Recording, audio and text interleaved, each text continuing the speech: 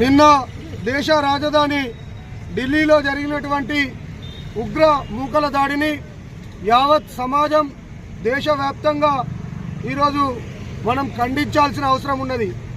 ఇది చాలా దురదృష్టకరమైనటువంటి సంఘటన.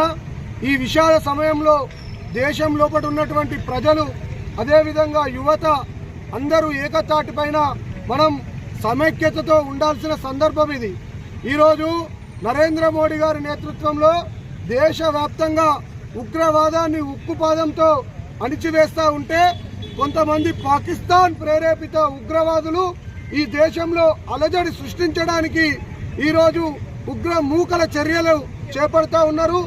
ఏదైతే కాశ్మీర్ లోపల లింక్తో పాటుగా అనేక నగరాల లోపల బ్లాస్టింగ్ కోసం ప్లాన్ చేసిరో దాన్ని సమర్థవంతంగా మన దేశ రక్షణ వ్యవస్థ ఎన్ఐఏ అయితే దాన్ని ఎదుర్కోగలిగింది.